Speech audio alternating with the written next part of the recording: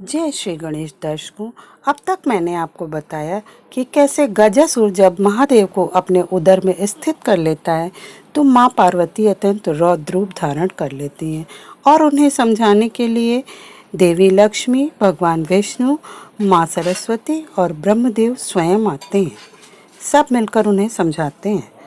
तब जाकर कहीं धीरे धीरे माँ पार्वती का क्रोध शांत होता है।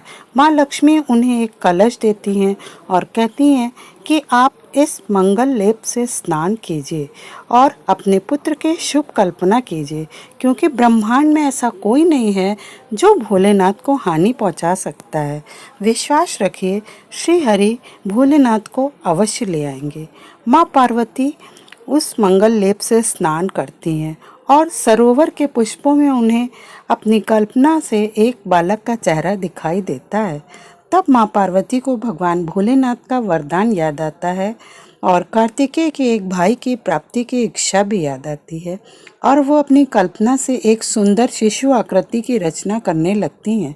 सर्वप्रथम वो उसका मुख बनाती हैं, फिर उस पर नेत्र, मुख, कान और नाक बनाती हैं। फिर वे उसका शरीर बनाती हैं, भुजाओं और पैरों की रचना करती हैं। इस पूरी प्रक्रिया के दौरान वे उससे बातें करती रहती हैं और कहती हैं, पुत्र तुम मुझे माता कह के कब बुलाओगे। फिर उन्हें भगवान विष्णु से मांगे गए अपने वरदान का स्मरण होता है और वे कहती हैं, पुत्र मैं अधीरता से तुम्हारी प्रतीक्षा कर रही हूँ, कब आओगे तुम। और वे कहती हैं कि तुम मेरे पुत्र शुभता का प्रतीक हो, जल्दी आओ, मैं अधीरता से तुम्हारी प्रतीक्षा कर रही हूँ। और फिर वे अपनी संपूर्ण शक्ति से उससे आशीष देती हैं और कहती हैं कि पुत्र अब तुम यहीं विश्राम करो, मैं अभी आती हूँ। और माँ पार्वती वहाँ से चली जाती हैं। उधर भगवान विष्णु के वरदान स्वरूप माँ पार्वती ने जिस आकृति की रचना की थी वह जागृत हो जाती है और उसमें प्राण प्रतिष्ठा हो जाती है। धीरे धीरे वह आकृति एक बालक का रूप धारण कर लेती है और फिर वह बालक माँ माँ कहकर पुकारने लगता है।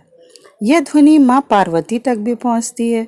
वह चकित होकर चारों ओर देखती हैं, उन्हें कोई नज़र नहीं आता। फिर वे बाहर आती हैं और उनकी दृष्टि उस बालक पर जाती है। उसे देखकर वे अत्यंत प्रसन्न होती हैं और उस बालक से प्रश्न करती हैं कि हे इतने मीठे मीठे वचन बोलने वाले, हमारे चित्त को चुराने वाले, चंद्रमा के समान सुंदर मुख वाले, ऐसा लगता है कि तुम्हारे ललाट पर मानो सूर्य स्वयं विराजमान हो। हे वत्स, अपना मौन तोड़ो और हमें बताओ कि तुम कौन हो। तब वो बालक हर्षित होकर माँ पार्वती के समीप आता है और कहता है, हे माँ, मैं तेरा ही अंश हूँ, तेरा ही स्वरूप हूँ और तेरा ही तेज हूँ, और मैं तो आपकी वो आकृति हूँ जिसको आपने आकार दिया था।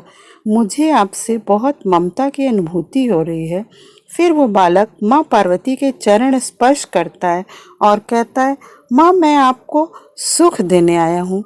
माँ पार्वती पुरानी स्मृतियों में खो जाती हैं कि जब कार्तिकेय आया था तो भोलेनाथ ने कहा था कि आपकी संतान मात्र आपकी संतान नहीं है, ये तो समस्त जगत के लिए उपहार होगा।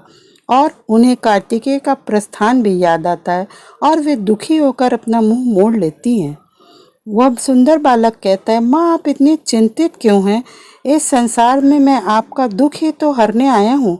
आप अपनी चिंता का कारण मुझे बताइए। माँ पार्वती कहती है, नहीं पुत्र, रहने दो।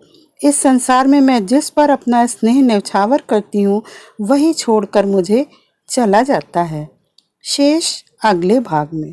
तो दर्शकों, हमारा आज का वीडियो आपको कैसा लगा हमें कमेंट बॉक्स में कमेंट करके अवश्य बताइएगा। श्री गणेश श्री